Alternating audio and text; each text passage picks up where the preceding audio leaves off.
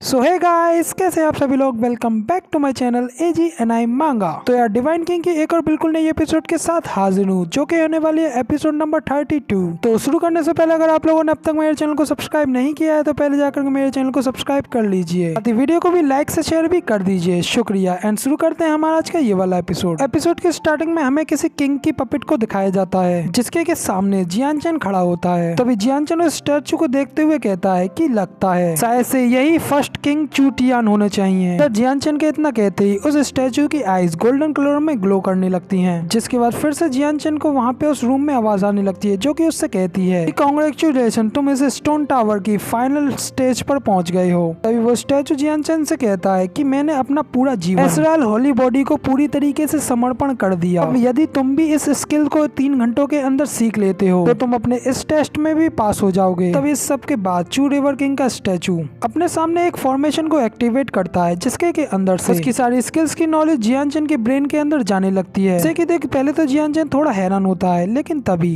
जियान चैन कहता है कि क्या सच में ये इजराइल होली बॉडी फॉर्मूला है। तभी जियान चैन ये सब सोच रहा होता है कि तभी जियान चैन की स्पिरिचुअल मेमोरी के अंदर टू रिवर किंग की स्पिरिचुअल बॉडी जियान चैन को बताती है कि नेदर वर्ल्ड के अंदर इस आर्चर स्पिरिट को कंडेंस करने के लिए सिर्फ डेथ ही इस चीज के लिए बराबर रेस्पेक्ट दे सकती है, इसीलिए तुम मेरी होली बॉडी को यूज करो। अपने ब्रेन में टू रिवर किंग की ये सारी बातें सुनकर के जियान चैन भी सोचने लगता है इस world strongest Archer Holi body को समझने के लिए मुझे इस फॉर्मूला को इमोर्टल लेवल तक सीखना होगा, लेकिन फिर भी स्टिल अभी भी इन स्किल्स के अंदर कमियां हैं, इसीलिए मुझे इन्हें मॉडिफाई करने की भी जरूरत है। इतना कहकर के जियान चैन वहीं पे बैठ कर कल्टीवेट करने लगता है और साथ ही अपने मन में कहता है कि ये वाली स्किल बॉडी आर्चर की बॉडी को रिफाइन करेगी, मगर लेकिन ये प्रोसेस ओनली बाई वे है। इस स्किल का सच्चा रास्ता तो प्रोटोगनिस्ट की कमजोर बॉडी को सबसे ज्यादा पावरफुल बनाने का है, जिसमें कि हेवन और अर्थ की पावर भी शामिल होती हैं। जियान चैन के इतना कहते ही उसके चारों ओर गोल्डन और ब्लैक कलर का ऑरा कंडेंस होने लगता है और हेवन और अर्थ की सारी ब्लैक शैडोज जियान चैन की बॉडी में एब्जॉर्ब होने लगती हैं। इसके बाद जियान चैन कहता है कि मैं हूँ लॉर्ड ऑफ द वर्ल्ड और मैं ही इस आर्चर स्पिरिट को कंडेंस करूंगा। अभी आधे घंटे के बाद का सीन दिखाया जाता है, जहाँ पे कि जियान चैन बैठ करके सारी एनर्जी को अपने अंदर एब्जॉर्ब कर लेता है। जियान चैन कहता है कि मुझे आधा घंटा लगा इस रनिंग रूट को मॉडिफाई करने में, लेकिन फाइनली आखिरकार मैंने इसे पूरी तरीके से लर्न कर लिया है। जियान चैन इतना कहते ही है कि तभी चू रिवर किंग के स्टैचू में से काफी सारी एनर्जी बाहर निकलने लगती है। तभी उस स्टैचू की आईज ग्लो करने लगती हैं और जियान चैन और चू रिवर किंग एक दूसरे स्पिरिचुअल वर्ल्ड में पहुंच जाते हैं, जहाँ पर जियान चैन काफी ज्यादा हैरान होते हुए कहता है कि अब आखिर ये क्या हुआ। जियान चैन के इतना कहते हैं चू रिवर किंग की स्पिरिचुअल बॉडी जियान चैन के सामने आ जाती है और तभी चू रिवर किंग की स्पिरिचुअल बॉडी जियान चैन से कहती है कि बच्चे ने आर्चर होली बॉडी फॉर्मूला को सिर्फ और सिर्फ आधे घंटे में ही पूरी तरीके से लर्न कर लिया।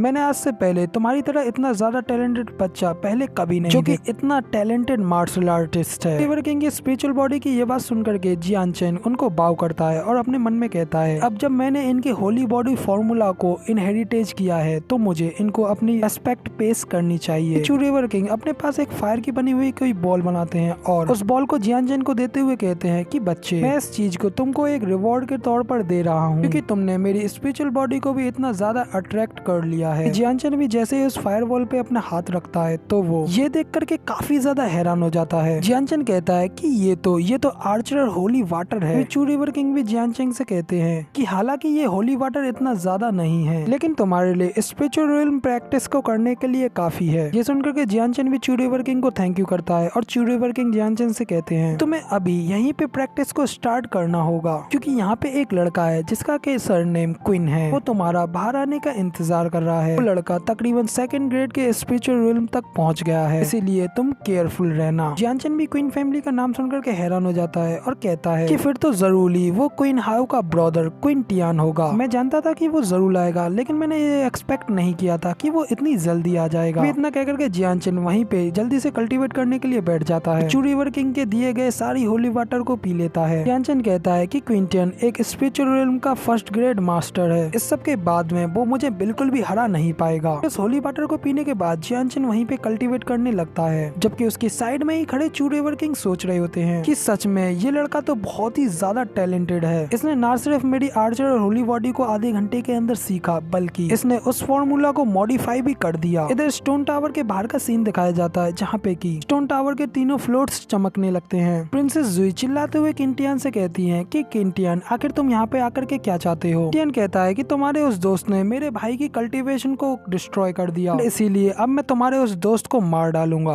उसी वक्त बीच में चूली भी हीरो बनने के लिए आता है और क्विंटियान से चिल्लाते हुए कहता है, क्विंटियान आखिर तुम यहाँ पर क्या कर रहे हो, ये तुम्हारी फैमिली की प्लेस नहीं है, इसीलिए तुम्हें यहाँ पे आकर के मेरे सामने इतना ज्यादा एरोगेंट बनने की जरूरत नहीं है। चूली की ये बात सुनकर के किंगटियान चूली की ओर गुस्से में देखते हुए कहता है कि आखिर तुमने अभी क्या कहा। इधर चूली किंगटियान की पावर्स को देख करके वहीं पे हैंग हो जाता है और अपने मन में सोचने लगता है इस किंगटियान का लेवल तो फिर से और भी ज्यादा गिरो हो गया है, इसीलिए मैं इसका बिल्कुल भी सामना नहीं कर पाऊंगा। इधर किंगटियान कहता है कि सभी लोग, मैं तुमसे आखिरी बार पूछ रहा हूँ कि आखिर लिंग जियानचेन कहाँ है। इतना कहकर के किंगटियान अपनी पावर्स को फुल्ली अनलिस्ट करता है, जिसकी की वजह से ये पास में खड़े सभी लोग भी पीछे की ओर जा करके गिरते हैं। प्रिंसेस जुई भी कहती है कि मैं तुमसे कह रही हूँ, मैं तुम्हें नहीं बताऊंगी। फिर उसी वक्त चूली अपना हाथ उठाता है और कहता है कि मैं जानता हूँ वो स्टोन टावर में है। इस बार स्टोन टावर का नाम सुन करके किंगटियान गुस्से में कहता है कि ठीक है, वो स्टोन टावर में, तो फिर मैं भी उसका यहाँ पे बाहर आने का इंतजार करूंगा। फिर तभी जैसे ही वो बाहर आएगा तो सबसे पहले मैं उसकी हड्डियों को तोड़ डालूंगा। किंगटियान ये सब कहता है कि तभी स्टोन टावर के अंदर से आवाज आती है कि तुम्हें बिल्कुल भी इंतजार करने की जरूरत नहीं है, मैं अभी के अभी बाहर आ रहा हूँ। इतना कहकर के जियानचेन उस स्टोन टावर के गेट से बाहर निकलता है। तभी प्रिंसेस जुई भी जियानचेन को देख करके उसकी ओर भागने लगती हैं और जियानचेन के सामने खड़े होकर के कहती हैं कि जियानचेन सबसे पहले सीधा मेरे मेंशन में जाओ, मैं इसको संभाल लूंगी। जियानचेन प्रिंसेस जुई का हाथ पकड़ता है और उनसे कहता है कि शुक्रिया, मगर तुम्हें अब ऐसा करने की बिल्कुल भी जरूरत नहीं है। जियानचेन को अपना हाथ पकड़ते हुआ देख प्रिंसेस जुई काफी ज्यादा शर्मा जाती हैं और जियानचेन को देखने लगती हैं। तभी जियानचेन, जुई मेरे पे ट्रस्ट रखो, मैं खुद ही ये सब सॉल्व कर लूंगा। जियानचेन को इतना ज्यादा कॉन्फिडेंस देख प्रिंसेस जुई भी कहती है कि हाँ, मुझे तुम्हारे ऊपर पूरा विश्वास है। जियानचेन कहता है कि हाँ, तो फिर अब मैं आपको दिखाता हूँ कि मैं क्या कर सकता हूँ। कह करके जियानचेन किंगटियान से फाइट लड़ने के लिए आगे बढ़ जाता है। जियानचेन अपने मन में कहता है कि अभी मैं 8th लेवल के जेन्युइन रियल में हूँ, मैंने 1st लेवल के आर्चर और होली बॉडी फॉर्मूला को भी सीख लिया है, तो इसीलिए मैं अपने शैडो ब्लड स्लैश का सेकंड मूव को भी यूज कर सकता हूँ। टियान भी जियानचेन को अपने सामने देख करके उससे कहता है कि तो फिर तुम हो लिंग जियानचेन, जिसने कि मेरे ब्रदर की कल्टीवेशन को डिस्ट्रॉय किया है। जियानचेन कहता है कि हाँ, हम लोगों में शर्त लगी थी कि जो भी यहाँ पे जीतेगा तो हारने वाले को अपने हाथ पर तुड़वा करके अपनी कल्टीवेशन को डिस्ट्रॉय करना होगा। अब जब मैं जीत गया तो ऐसा तो होना ही था,